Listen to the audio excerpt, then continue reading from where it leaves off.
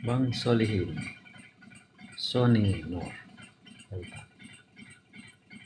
Assalamualaikum warahmatullahi wabarakatuh. Antimu, obat anti mabuk. Ada lagi nama antimu.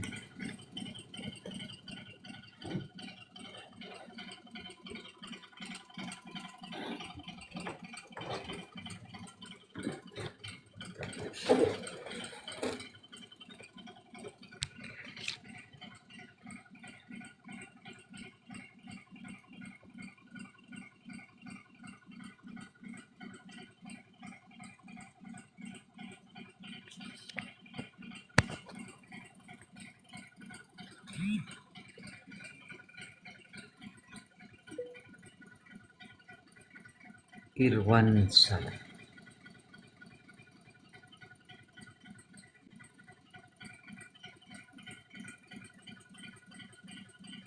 Sel 320B. Mas Jos, welcome. Henry Beck, welcome.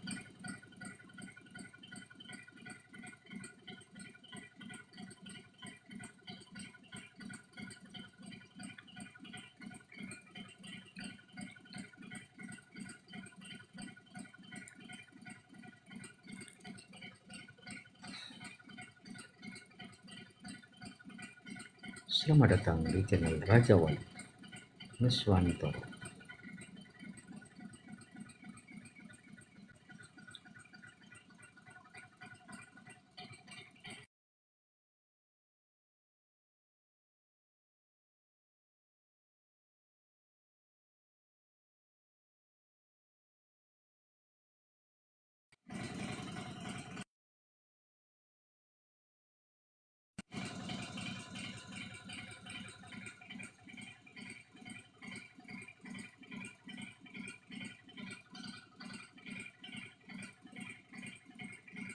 Assalamualaikum warahmatullahi wabarakatuh. Selamat datang di channel Sang Penyair, channel yang membahas tentang kehidupan akhir zaman dan berbagi syair-syair kehidupan. Sang Khalifah akhir zaman itu, yaitu Imam Al-Mahdi itu, adalah ruh yang telah dilahirkan semenjak awal, yaitu menjadi cucu dari Nabiullah Adam alaihissalam dan Ibu Hawa. Itulah yang dikatakan awal, kemudian terus diperjalankan dalam kehidupan antar zaman, hingga bertemu pada zaman yang disebut kehidupan akhir zaman, sebagai masa dan waktu serta zaman yang akan Allah Subhanahu wa Ta'ala jadikan sebagai zaman kejayaan sang pilihan Tuhan, Imam Al-Mahdi. Imam Al-Mahdi itu dalam kehidupan di setiap zamannya, Allah Subhanahu wa Ta'ala mengujinya dengan penderitaan kehidupan, namun tetap dijadikan sebagai hamba yang taat kepada Allah Subhanahu wa Ta'ala, meskipun dalam kehidupan yang sangat perih sekalipun. Yang demikian itu sesungguhnya bahwa Allah Subhanahu wa Ta'ala tengah membentuk diri kehidupan Imam Al-Mahdi itu dalam setiap zamannya itu, memang agar menjadi manusia yang benar-benar perkasa, yang tetap tegak lurus kepada Allah Subhanahu wa Ta'ala saat menjalankan tugas dari Allah Subhanahu wa Ta'ala sebagai imam akhir zaman, sebagai pemimpin yang agung dalam kehidupan di akhir zaman, yaitu dalam kehidupan yang sedang berlangsung saat ini, sebagai Khalifatud Dunia, Imam Al-Mahdi. Maka akan kami uraikan kepada semuanya tentang riwayat Imam Al-Mahdi itu dalam beberapa zaman kehidupan, agar semua umat bisa mengerti dan memahami bahwa tentang Imam Al-Mahdi itu sesungguhnya sudah dipersiapkan oleh Allah Subhanahu wa Ta'ala semenjak dari awal, dan bukan datang secara tiba-tiba tanpa mengerti dan mengetahui tentang apapun. Karena sesungguhnya bahwa Allah Subhanahu wa Ta'ala itu menjadikan segala sesuatunya dengan sebab musabab. Wahai Sang Penyair, dan semua umat yang mendengarkan nasihat kami melalui dirimu, maka ketahuilah penjelasan kami tentang perjalanan kehidupan Imam Al-Mahdi, antar waktu dan antar zaman. Namun perlu kami katakan kepadamu dan kepada semuanya, bahwa dalam penjelasan ini ada bagian yang menjelaskan tentang perjalanan ruh Imam Al-Mahdi. Maka kami tegaskan bahwa bagi siapa saja yang merasa tidak sependapat dengan uraian dan penjelasan dari kami, para pengemban amanah akhir zaman dari sisi kegaiban, kami tidak menyediakan ruang perdebatan, kecuali bagi siapa saja yang menemukan penyimpangan-penyimpangan uraian kami dari kebenaran Al-Quranul Karim. Maka kami persilahkan untuk mengingatkan dan bertemu dengan Sang Penyair, guna untuk meluruskannya, dan kami dari para pengemban amanah kegaiban siap untuk mendampingi Sang Penyair dalam menjelaskan secara pribadi sesuai kandungan Al-Quranul Karim.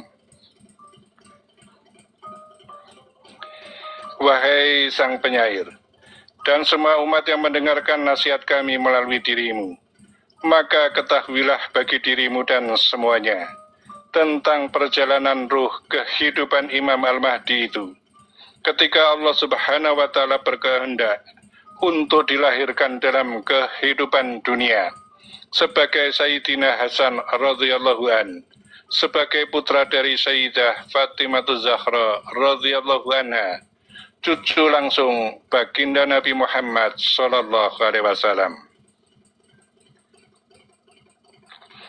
Sesungguhnya bahwa ketika Sayyidah Fatimah Zahra radhiyallahu anha melahirkan Sayyidina Hasan radhiyallahu an, sesungguhnya tidak mengeluarkan darah setetes pun, dan itu merupakan bukti-bukti dari kebesaran dan keagungan Allah Subhanahu wa Ta'ala. Kemudian secara umum lahiriah, tentunya siapa saja bisa berpikir tentang bagaimana perasaan dan pikiran Sayyidina Hasan radhiyallahu an yang dalam hidupnya dibayang-bayangi oleh takdir akhir kehidupannya yang sudah diberitahukan oleh Allah Subhanahu wa Ta'ala melalui baginda Nabi Muhammad sallallahu alaihi wasallam, bahwa pada akhir hidupnya ia akan terbunuh dengan cara diracun. Betapa secara lahiriah bahwa penderitaan pikiran dan perasaannya berkecamuk dalam setiap detik waktunya di sepanjang waktu kehidupannya. Namun yang sesungguhnya terjadi bahwa Sayyidina Hasan radhiyallahu an, karena dia dibesarkan dalam lingkaran orang-orang yang istimewa bagi Allah Subhanahu wa Ta'ala, maka sampai pada peristiwa kematian itu pun Sayyidina Hasan radhiyallahu an sudah menerima dengan ikhlas sebagai ketentuan takdir yang tidak bisa dihindari dan harus terjadi.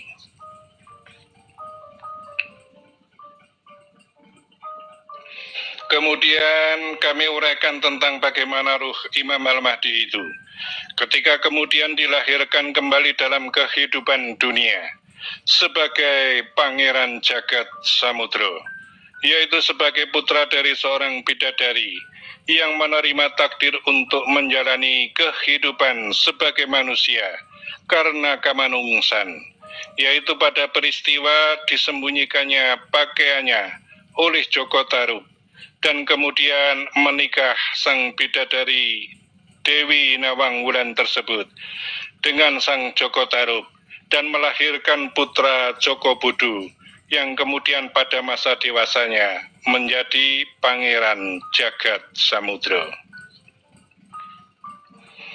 Perjalanan kehidupan pangeran jagat samudra itu pun adalah bukan perjalanan kehidupan yang mudah, sebab ketika ia masih kecil, ibunya sang Dewi Nawang Wulan menemukan kembali pakaian yang disembunyikan oleh Sang Joko Tarub. Maka pada saat itu, Pangeran Jagat Samudro atau Joko Bodo yang masih kecil itu ditinggalkan oleh ibunya untuk kembali ke Kayangan. Dan karena ada bagian dari pakaian ibunya yang tertinggal, maka dijadikanlah sebagai alat untuk menyusul ibunya ke Kayangan bersama dengan ayahnya Sang Joko Tarub. Kemudian setelah bertemu, karena Kayangan bukanlah tempat bagi kehidupan manusia, maka disuruhlah pulang. Dan pada saat perjalanan pulang itulah terjadi penghadangan oleh pasukan kelelawar yang kemudian memisahkan antara Joko Bodo dengan ayahnya Sang Joko Tarub. Demi melihat sang putra Joko Bodo yang terpisah dari ayahnya itu, maka Sang Dewi Nawang Wulan turun kembali ke alam dunia guna untuk menyelamatkan putranya. Namun karena beliau bukanlah manusia, yaitu bidadari yang kamanungsan, maka tidak lagi bisa berbaur dengan kehidupan alam manusia. Untuk itulah kemudian Ibu Dewi Nawang Wulan mendirikan kerajaan di pantai selatan dan kemudian bergelar Ratu Pantai Selatan. Dan putranya Sang Joko Bodo bergelar Pangeran Jagat Samudro yang kemudian dibesarkan dalam istana Pantai Selatan. Dan kemudian pula bahwa harta-harta yang dimilikinya di Kayangan ia bawa turun ke alam gaibnya kerajaan Pantai Selatan yang berada dalam kehidupan dunia. Kemudian harta-harta Ibu Dewi Nawang Wulan itu yang disebut bagian dari yang dikatakan dalam hadis baginda Nabi Muhammad SAW, yaitu tentang harta simpanan merah dan putih. Maka kami katakan bahwa harta-harta yang terkandung dalam kerajaan Pantai Selatan itu adalah harta langit yang telah diturunkan di muka bumi, yang tersimpan dalam istana Pantai Selatan.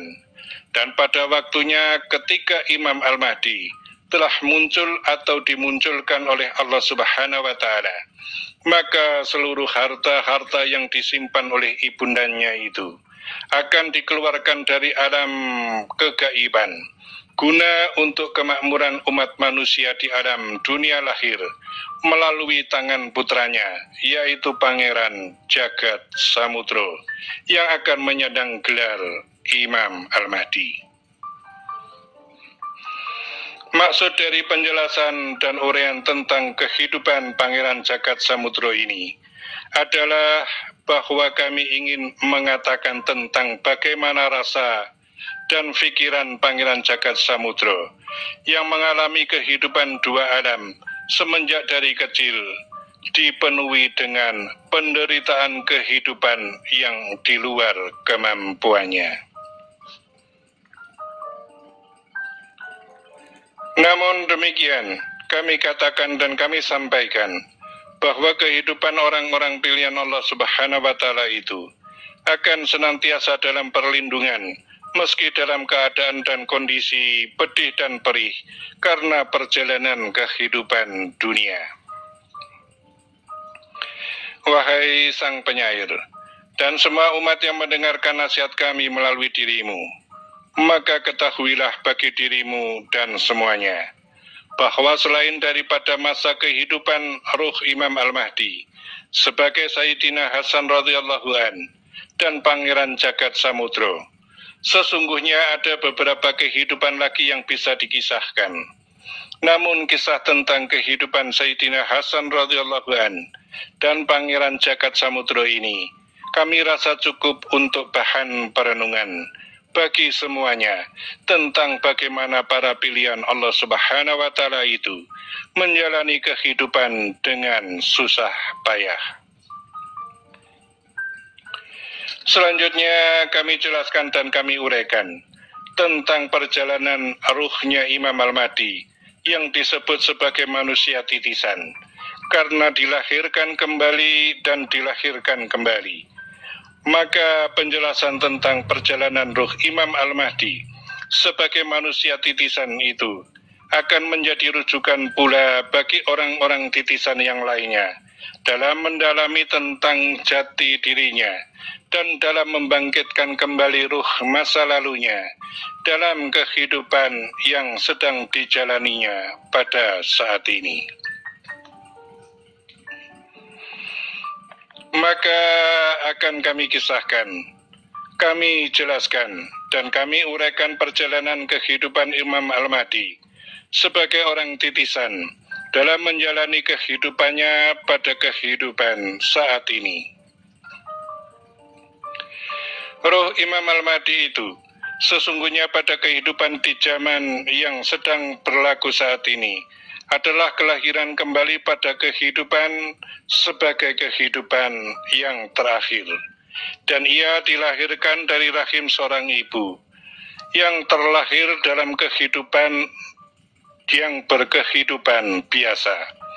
Untuk itulah ia dikatakan sebagai Satrio Lelono Kanti Pandau Popo Sudro, seorang pengembara kehidupan yang diberikan pakaian kehidupan sebagai orang yang biasa atau sudra.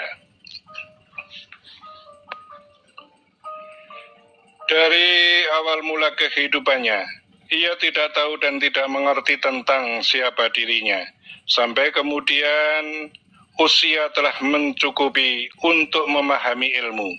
Maka kami membimbingnya untuk bertemu dengan para guru mursyid lahir, agar ia mengenal ilmu dengan benar.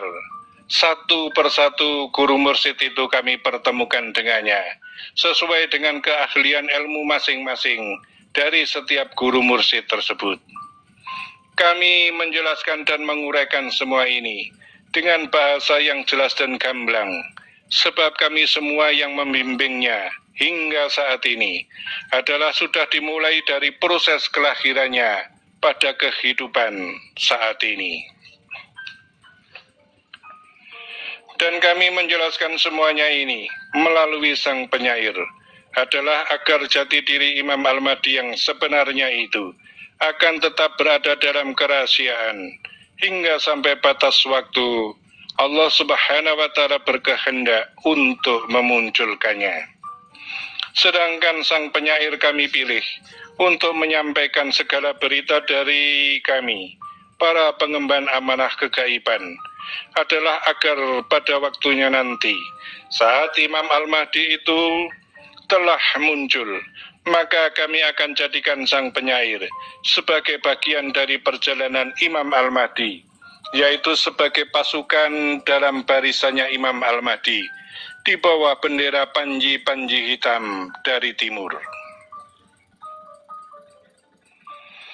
Kami lanjutkan kembali tentang kisah perjalanan roh Imam Al-Mahdi dalam kehidupan saat ini.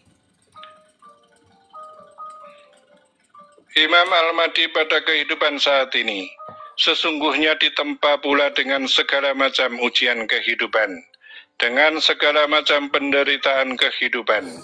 Hal itu terjadi sebagaimana pada kehidupan sebelumnya, yaitu Allah Subhanahu wa Ta'ala mengujinya untuk kemudian menjadi kuat saat nanti menjalankan tugas sebagai khalifah akhir zaman bergelar Imam Al-Mahdi.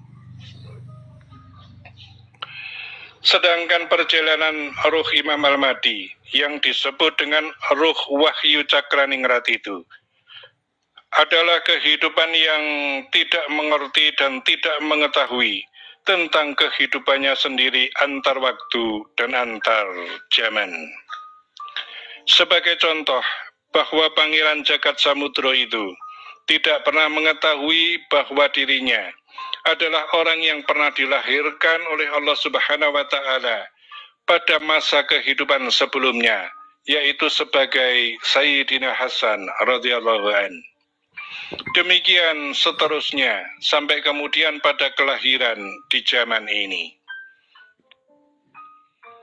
Dan sesungguhnya bahwa Imam Al-Mahdi itu baru tahu tentang seluruh kehidupannya dari awal hingga saat ini adalah hanya dalam kehidupan yang sedang berlangsung pada zaman ini sebagai kehidupan terakhirnya.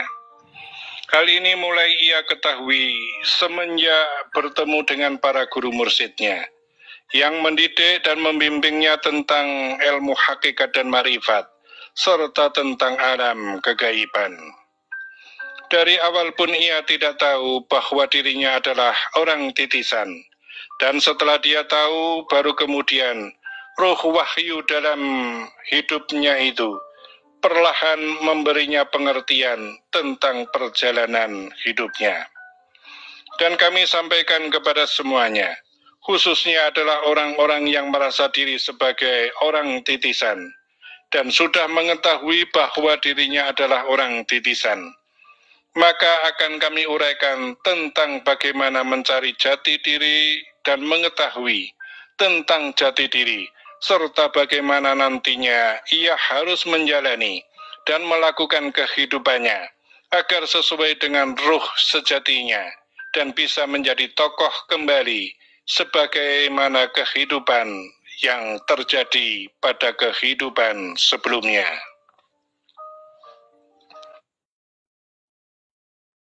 Jangan gunakan metformin atau insulin untuk mengobati diabetes. Ini akan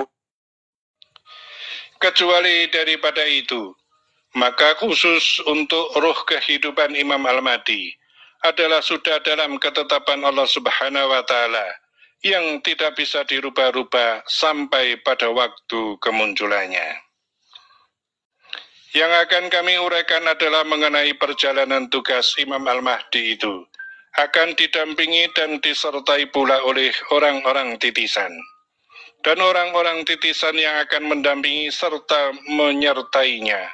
Inilah yang kerahasiaannya masih berada dalam rahasia ilahi Rabbi Allah Subhanahu wa Ta'ala. Tentang ia akan lolos dan lulus menjadi bagian dari perjalanan Imam Al-Mahdi ataukah tidak.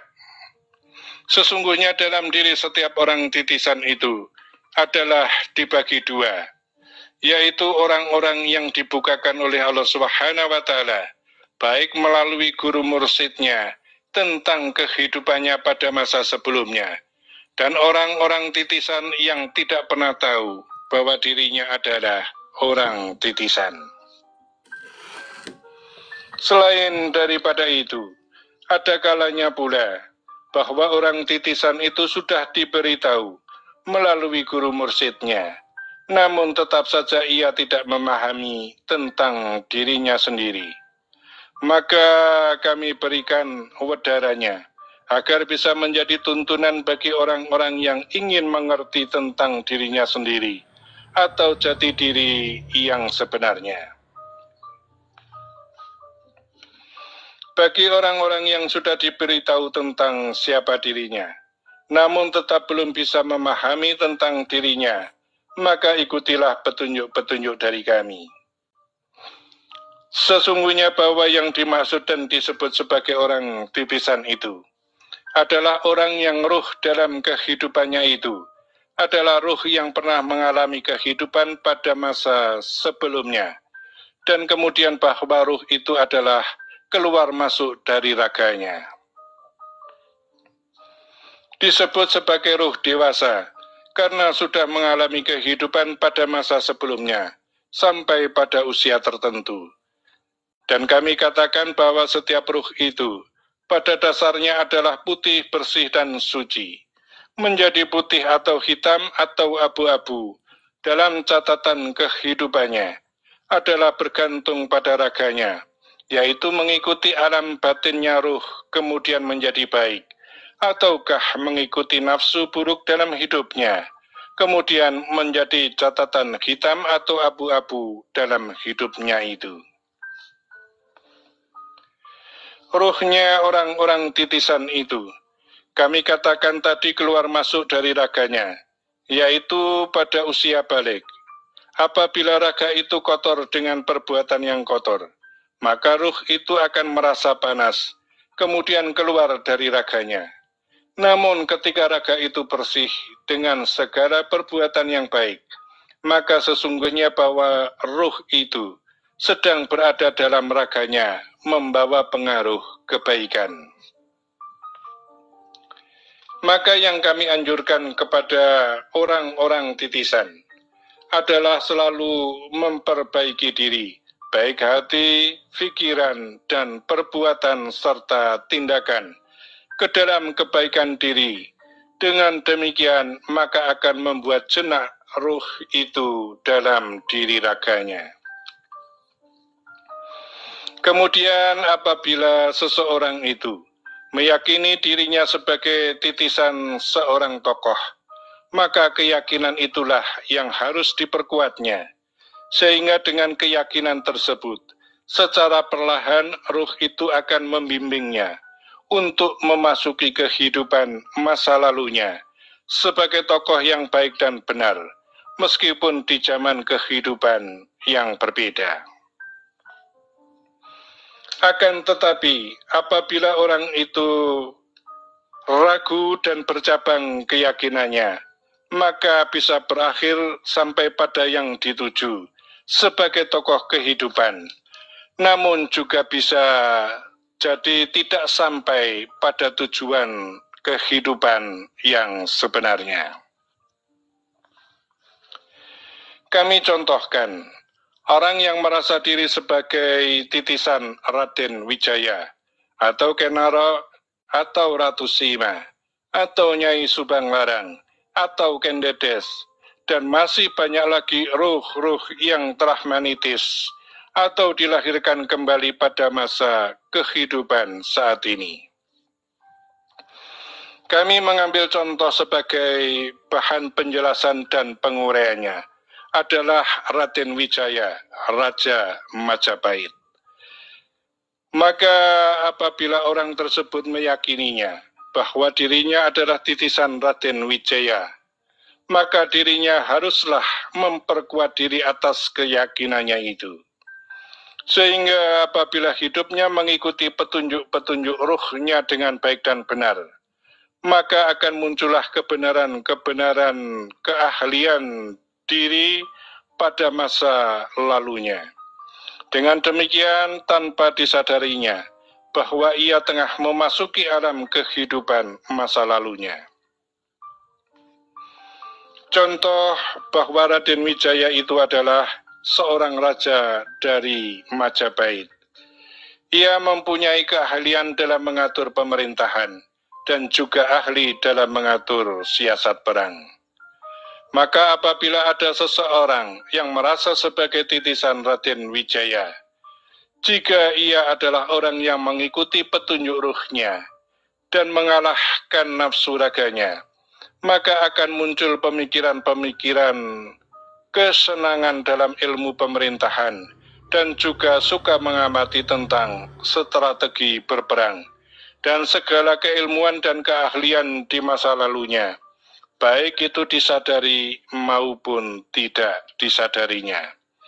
Dan pada akhir dari tujuannya, jika Allah Subhanahu wa Ta'ala berkehendak untuk ikut serta ditokohkan kembali pada masa kehidupan saat ini, maka ia pun akan menduduki jabatan setingkat dengan yang ia mampu raih pada masa lalunya. Namun apabila ternyata ia tidak mampu mengalahkan nafsu raganya, maka ruhnya tidak bisa terhubung dengan kehidupan raganya.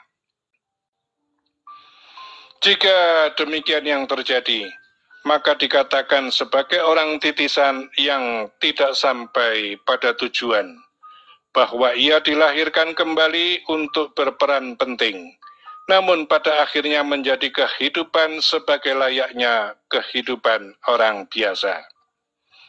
Karena orang titisan yang ruhnya tidak bisa terhubung dengan raganya, ia akan tetap merasa sebagai orang yang hidup sekali pada kehidupan yang sedang dijalaninya itu.